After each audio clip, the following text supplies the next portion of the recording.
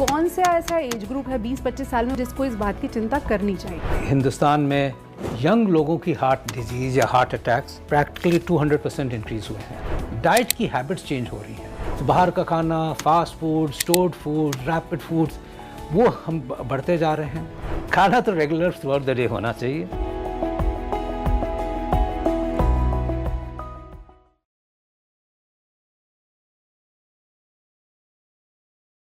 आपके मन में भी ऐसे सवाल आते होंगे कि 20 साल 25 साल की उम्र में कहीं मुझे हार्ट अटैक तो नहीं आ जाएगा, मैं फिट हूँ फिर भी कहीं ये चिंता मुझे तो नहीं सताएगी। ऐसे जितने सवाल आपके मन में हैं उनके जवाबों के साथ आज हम हाजिर हैं। हमारे साथ हैं देश के जाने माने कार्डियोलॉजिस्ट डॉक्टर अशोक सेठ। जो सबसे बड़ा सवाल आजकल लोगों को लगता है कि 20-25 साल की उम्र में लोगों को ये चिंता सताने लगती है कि कहीं मैं हार्ट अटैक का विक्टिम तो नहीं हो जाऊँगा। सुपूजा, वैसे भी हिंदुस्तान में पिछले 20 सालों में यंग लोगों की हार्ट डिजीज़ या हार्ट अटैक्स प्रैक्टिकली 200% इंक्रीज़ हुए हैं। और हिंदुस्तान में जो हार्ट अटैक्स हो रहे हैं वो 10 से 15 साल कम उम्र में हो रहे हैं कंपेयर टू द वेस्ट। अब तो हम देखते हैं कि 25% हार्ट अटैक या 20% हार्ट अटैक्स तो 40 साल की कम उम्र में हो रहे हैं, विच इज़ जो वेस्ट में देखा ही नहीं जाता है। 50% डेथ्स जो हार्ट अटैक की हो रही हैं हिंदुस्तान और हमारे इस रीजन से हो रही हैं। 20% डेथ्स फ्रॉम हार्ट अटैक तो हिंदुस्तान से होती है। I think number 1 cause of killer है in India. In India number 1 cause of killer both in men and women, दोनों में, इन वुमेन ऑल्सो। तो ये इम्पॉर्टेंट है कि हम एज इंडियंस हैं प्री डिस्पोज, क्योंकि हमारे पास वही रिस्क फैक्टर्स हैं। हर रिस्क फैक्टर जो हार्ट डिजीज़ करता है हमारे में ज़्यादा है। सारे हैं। डायबिटीज़, वर्ल्ड का कैपिटल डायबिटीज़ हिंदुस्तान है। High blood pressure, practically 1/3 of the population जो सब 40-50 साल से ऊपर उनको हाई ब्लड प्रेशर। बट सबसे भयभीत बात यही जो आपने पूछा कि यंगस्टर्स में क्यों बढ़ रहा है। हाँ, तो ये तो क्लियर है, बढ़ा है। और इसलिए बढ़ रहा है कि एक लाइफस्टाइल डिजीज़ है आफ्टर ऑल। और लाइफस्टाइल जो चेंजेस हुई हैं पिछले 30 सालों में वो हमारे सामने ही हैं। एक तो सबसे इम्पॉर्टेंट बात यह है कि स्मोकिंग बढ़ती जा रही है। और अगर हम यंगस्टर्स को देखें तो 4-5 रिस्क फैक्टर्स बिल्कुल सामने आते हैं। ओबेसिटी, मोटापा, lack of exercise has increased immensely. साथ में आप देखिए कि कोलेस्ट्रॉल्स बढ़ते जा रहे हैं। डाइट की हैबिट्स चेंज हो रही हैं। हेल्दी फूड्स कम हो गए हैं। फास्ट फूड्स, स्टोर्ड फूड्स, बाहर का खाना, उसके साथ lack of activity, lack of exercise, alcohol बढ़ता जा रहा है। स्ट्रेस की मात्रा यंगस्टर्स में बढ़ती जा रही है। There are timelines to be met. Competitive world हो गया है, एस्पिरेशनल वर्ल्ड हो गया है। हर कोई एक एज पे चल रहा है। तो ये जो 5 कॉमन फैक्टर्स जो हैं वो लाइफस्टाइल के फैक्टर्स बहुत ज़्यादा बढ़ गए हैं। साथ में डायबिटीज़ और हाइपरटेंशन भी बढ़ गई है, बीपी भी बढ़ गया है। एक सबसे इम्पॉर्टेंट रिस्क फैक्टर जो हम चेंज नहीं कर सकते यंगस्टर्स में है फैमिली हिस्ट्री।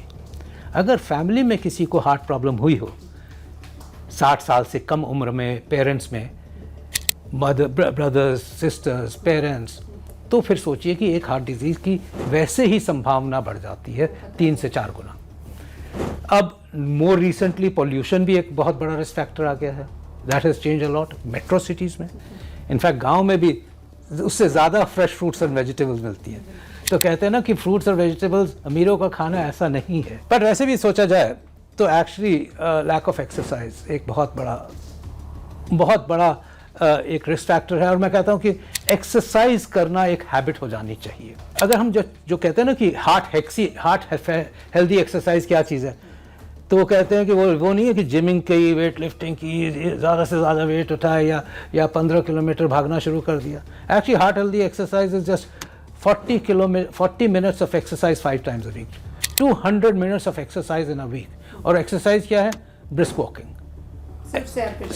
ब्रिस्क वॉकिंग, इतना वॉक करो कि एक सेंटेंस आप अपने दोस्त के साथ ना बोल सको, मुश्किल से एक सेंटेंस बोल सको। वो स्पीड होनी चाहिए which is approximately 6 kilometres an hour. But इसमें 5 minute warm up, 5 minute cool down और 30 मिनट्स वॉकिंग। ये 30 मिनट्स चाहे आप दिन में 2 बार कर लो, 15 into 2 कर लो। बट कैन यू बिलीव कि अगर वो एक्सरसाइज से क्या होता है, आपका मोटापा तो कम होता ही है, कोलेस्ट्रॉल लेवल्स कम हो जाते हैं क्योंकि वेट रिडक्शन होता है, डायबिटीज़ कंट्रोल में आ जाती है, हाई ब्लड प्रेशर कंट्रोल में आ जाता है, एक पॉजिटिव सेंस ऑफ वेलबींग हो जाती है, स्ट्रेस उतर जाता है, आप अपने आप को पॉजिटिव समझने लगते हो, तो जितने रिस्क फैक्टर्स हैं वो तो 40 मिनट की एक्सरसाइज से ही ठीक हो जाते हैं। जो लोग सोचते हैं कि बस हमने 3 चपाती, थोड़ा सा चावल और यही सब खाया है, उनको आप क्या सलाह देंगे? खाना किस हिसाब से तय करें? आपका लास्ट खाना मोस्ट इम्पॉर्टेंट इज कि आप मॉर्निंग टाइम में हैवी खाएं या ज़्यादा खाना चाहते हैं, बट शाम का खाना जल्दी और हल्का होना चाहिए। उससे कई फ़ायदे होते हैं, नॉट जस्ट वेट रिडक्शन और मोटापा वगैरह, बट नींद बहुत अच्छी होनी ज़रूरी होती है। और जितना आप जल्दी खाते हैं और गैप देते हैं, उसके बाद नींद अच्छी आती है। एंड देन रियलाइज़ कि 7 to 8 आवर्स स्लीप आपके लिए, बॉडी के लिए बहुत ज़रूरी है रिचार्जिंग के लिए, अपने अगर आपको हार्ट को भी ठीक रखना और ज़िंदगी को भी ठीक रखना है। अकेला एक स्ट्रेस जो है वो कितना बड़ा रिस्क फैक्टर हो सकता है for your heart, specially for a person जिसे लगता है कि वो एक्सरसाइज भी कर रहा है, उसका खाना भी मेंटेन्ड है, लेकिन उसके लाइफस्टाइल में स्ट्रेस बहुत ज़्यादा है, तो वो अकेला कितना बड़ा खतरा है? स्ट्रेस बहुत इम्पॉर्टेंट रहा है, उसको क्वांटिफाई करना इसलिए मुश्किल है कि हम तो कहेंगे स्ट्रेस हर को है। Everyone has a stress. Stress किसी को बच्चों की पढ़ाई का स्ट्रेस है, तो किसी को इस चीज़ का स्ट्रेस है कि सवेरे ड्राइवर ने आना था, आया नहीं, अब मैं ऑफिस कैसे जाऊंगा, परेशान हो गया। People have, yoga is a very good way to relieve stress, both in terms of the yogic exercises but also meditation. Right. That's a stress reliever. And also the biggest stress reliever is spirituality. तो एक सवाल ये बहुत आता है sir कि genetics कितना role play कर रहे हैं आज की तारीख में, और लाइफस्टाइल फैक्टर्स कितने जिम्मेदार हैं लोगों की हार्ट डिजीज के? हमें पता है हिंदुस्तान में ट्राइग्लिसराइड्स बढ़े होते हैं, पेट, एब्डोमिनल ओबेसिटी कहते हैं, पेट का मोटापा ज़्यादा होता है, शुगर्स एबनॉर्मल होती हैं, और ये सिंड्रोम एक्स एक जेनेटिक फैक्टर है जो बड़े सालों से ट्रांसमिट होकर आया है। तो ये एक इंपॉर्टेंट रिस्क फैक्टर माना जाता है, बट नॉट इनवेरिएबल। हमारे लाइफस्टाइल जो चेंज हुई है, डेफिनेटली मल्टीपल फैक्टर्स जो आए हैं, वो सबसे ज़्यादा उन्होंने नुकसान किया। तो हम कहते हैं ना कि वी आर प्री डिस्पोज, हमारे जेनेटिक्स हैं, it's not the genetics, it's also कि हमारे कॉमन रिस्क फैक्टर्स जो होते हैं, डायबिटीज़, हाइपरटेंशन, वो इतने ज़्यादा एग्जिस्ट कर रहे हैं, बट उनकी न जाँच हो रही है न पता चल रहा है। And that also includes cholesterols, LDL cholesterol, specially triglycerides. तो जब हम कहते हैं कि ये हमारे तो किस्मत में है, तो एक्चुअली किस्मत में नहीं है। ये कॉमन रिस्क फैक्टर्स हम डायग्नोज ही नहीं कर रहे हैं, बिकॉज वो एसिम्प्टोमेटिक होते हैं, लोगों को पता ही नहीं चलता कि हाई बीपी चल रहा है। एक जनरल प्रैक्टिशनर के पास ज़िंदगी में जाके बीपी चेक कराना है, एक को डायबिटीज़, एक शुगर का चेक करना, एक कोलेस्ट्रॉल का चेक करना। 25 साल की एज पे तो हर आदमी को, हर मेल पर्सन को ये एक बार टेस्ट करा लेने चाहिए। And this frequency only increases जबकि कोई एक एबनॉर्मेलिटी निकले रिस्क फैक्टर की। हम नहीं चाहते कि बीपी कम हो जाए, बिकॉज फॉल्स भी होती हैं कई चीज़, so risk versus benefits change हो जाते हैं, that is all. But BP check कराना, और बीपी का भी चेक कराने का ये नहीं है कि एक बार बीपी चेक कराया और कहा कि हाई है तो उसी से परेशान हो गए। जिन लोगों का यूजुअली हाई रहता है, उनको अपने बीपी को कंट्रोल में करने के कुछ क्विक टिप्स बता सकते हैं?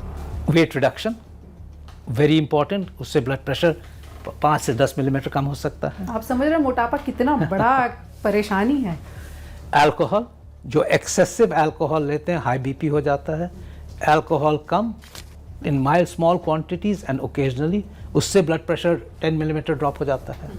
Fourth of course is medications and stress relief. Fourth is a stress relief, कि आप किसी तरह से अपने को रिलीव करें स्ट्रेसेस से, relaxation, mental relaxation, meditation, yoga, exercise, all this will get your blood pressure down.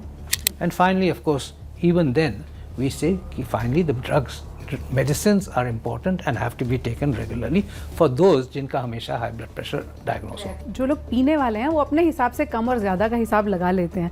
Small amount, come quantity कैसे डिफाइन की जाए? हम हमेशा ये कहते हैं कि बॉडी हैबिट्स पे डिपेंड करते हैं, कितने आप बड़े हो, कितना आपका अल्कोहल की मेजर भी उसी पे डिपेंड करती है। कि अगर आप ज़्यादा बड़े हो, जैसे वेस्ट के सब लोग 6 फुटे हैं, तो उनको कम नुकसान होता है। हिंदुस्तान में अगर कहें तो 1 to 2 small packs. Obviously addiction नहीं होना चाहिए। Heart disease, excess alcohol affects heart, spoils heart, decreases pumping, creates heart attack, creates obesity, मोटापा करता है, डायबिटीज़ करता है, it's wasteful calories and therefore उसका कोई सेंस ही नहीं है। apart from destroying your life also. जो लोग बहुत सुपर फिट अपने आप को सो कॉल्ड समझते हैं, जिम जा रहे हैं, हैवी एक्सरसाइज कर रहे हैं, उनके वीडियोस हम देख रहे हैं कि जिम में हार्ट अटैक, उसको आप किस तरह से देखते हैं?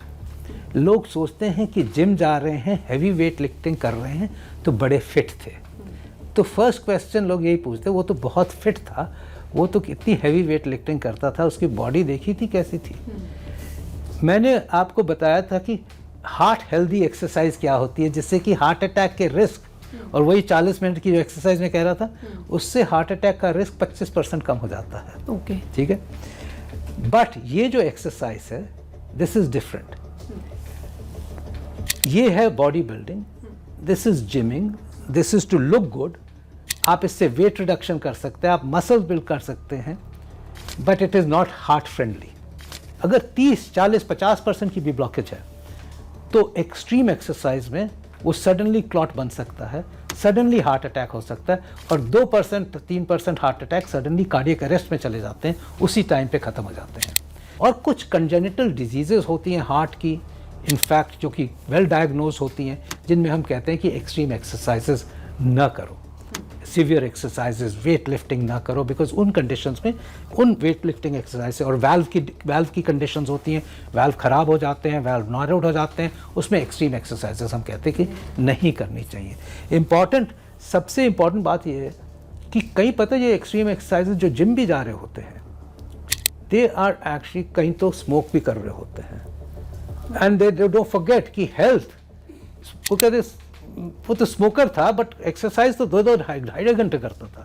Well, that was the biggest disaster कि स्मोकर्स को वैसे ही क्लॉटिंग ज़्यादा होती है, एक्सट्रीम एक्सरसाइज से वैसे ही क्लॉटिंग ज़्यादा होती है। वो तो 2 रिस्क फैक्टर्स लेके चल रहा था हमेशा, और कहता और सर हाँ मैं तो फिट हूँ, मैं तो सिर्फ थोड़ी सिगरेट ही पीता हूँ, और तो बाकी तो मैं खाता भी अच्छा हूँ, एक्सरसाइज भी रोज़ करता हूँ, देखो कितना स्लिम हूँ। So that was one misnomer, and then the ones who go for gymming and bodybuilding and strength and looks are often on other products also, जो कि आप artificial supplements लेते हैं, जिनके कई हानिकारक उनके नुकसान बहुत हैं। So yes, ये एक अलग ही एरिया है, and that is why gymming and bodybuilding is not correlated to a healthy heart.